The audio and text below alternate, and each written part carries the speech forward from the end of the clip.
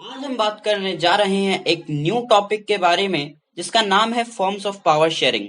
And ये जो topic है ये हमारे पावर शेयरिंग चैप्टर का लास्ट टॉपिक है। इसके बाद पावर शेयरिंग चैप्टर खत्म हो जाएगा। तो आइए बिना किसी देरी के शुरू करते हैं। तो पावर शेयरिंग का आइडिया एक अनडिवाइडेड पॉलिटिकल पावर के विचारों के खिलाफ खड़ा होता है। अब एक अनडिवाइडेड पॉलिटिकल पावर क्या है? तो एक अनडिवाइडेड पॉलिटिकल पावर वो है जहां पर पावर का डिवीजन नहीं होता और सारी पावर एक पर्सन के हाथों में होती है। एक लंबे समय से ये माना जाता था कि सारी पावर्स जो गवर्नमेंट की होती हैं वो केवल एक ही पर्सन के हाथों में होनी चाहिए।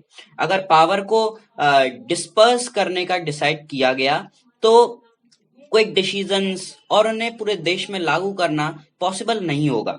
लेकिन जैसे जैसे डेमोक्रेसी सामने आती है, डेमोक्रेसी का विचार उभर के आता है, वैसे ही इस तरह के जो विचार होते हैं वो बदलते हैं। डेमोक्रेसी का एक बेसिक सिद्धांत ये कहता है कि सारी पॉलिटिकल पावर के जो सोर्स होंगे वो लोग होंगे। एक डेमोक्रेसी में लोग खुद को सेल्फ गवर्नमेंट की इंस्टीट्यूशंस के थ्रू गवर्न करते हैं। एक गुड डेमोक्रेटिक गवर्नमेंट में डाइवर्स ग्रुप्स के व्यूज की रिस्पेक्ट की जाती है और हर आदमी को अपने अपने मत सामने रखने का अधिकार होता है।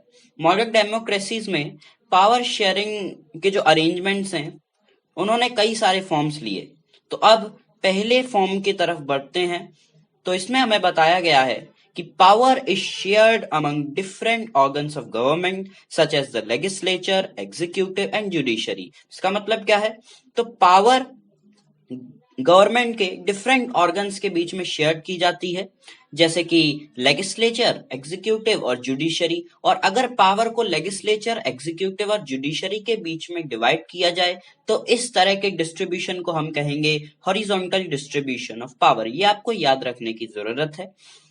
अब इसे हम हॉरिजॉन्टल डिस्ट्रीब्यूशन ऑफ पावर क्यों कह रहे हैं? क्योंकि ये सरकार के अलग अलग ऑर्गन्स को अलग अलग पावर्स एक्सरसाइज करने के लिए अलाउ कर रहा है।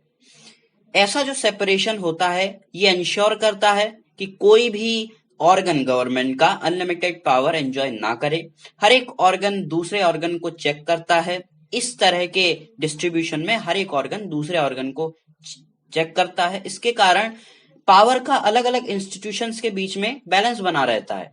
लास्ट ईयर हमने पढ़ा था कि डेमोक्रेसी में, लास्ट ईयर आपने अपनी जो पॉलिटी की बुक मिली होगी आपको, उसमें आपने पढ़ा होगा कि मिनिस्टर्स और गवर्नमेंट ऑफिशियल्स पावर को एक्सरसाइज करते हैं लेकिन फिर भी वो पार्लियामेंट और स्टेट असेंबलीज को रिस्पॉन्सिबल करते हैं। ठीक है। सिमिलरली जजेस जो होते हैं वो एग्जीक्यूटिव के द्वारा अपॉइंट की जाते हैं और वो भले ही एग्जीक्यूटिव के द्वारा अपॉइंट किए जाएं लेकिन तब भी एग्जीक्यूटिव की फंक्शनिंग या जो लेजिस्लेचर्स के द्वारा लॉज बनाए जा रहे हैं उसे जजेस चेक कर सकते हैं।